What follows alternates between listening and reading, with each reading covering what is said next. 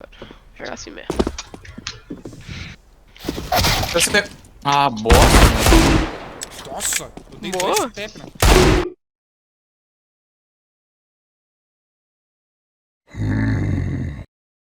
You are dead!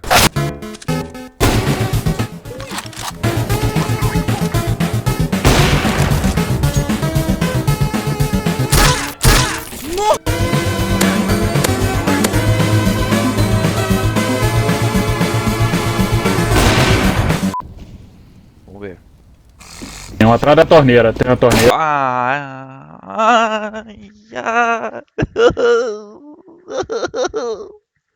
Ele tá agitado, papai. Ai, Vou te vingar, ô. Não, não é isso. Eu sei, vou te vingar, calma. Pode bem que seja. Are you sure about that? Eu avisei, velho. Preciso de um flashback.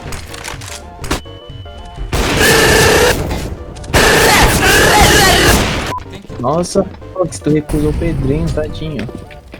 Não. Vai, segundo pulo. O Pedrinho vai chorar, mano.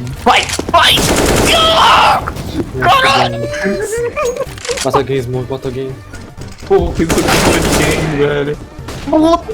Saca highlights. Não, cropada não, Ife, é só uma imagem sugestiva. É, mas... É o caralho. Cara, se eu corto seu braço, o braço continua sendo seu. Mentira, não vai ser mais mesmo que vai estar no chão.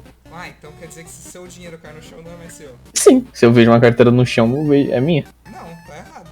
Se a carteira tá no chão, não é sua. É de quem? Não sei, mas não é sua, porque tá no chão. É do chão, Coisa então? braço. Se seu braço tá no chão, não é seu, então a carteira também não é sua. Não, mas se cair uma carteira no chão de outra pessoa, eu acho e pego, é minha. Ah, e se seu braço cair no chão e você pegar ele? Aí não é meu.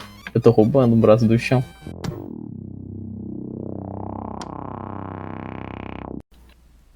Entendi.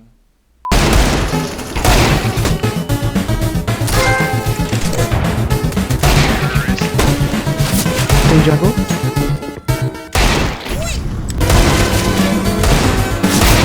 Chute.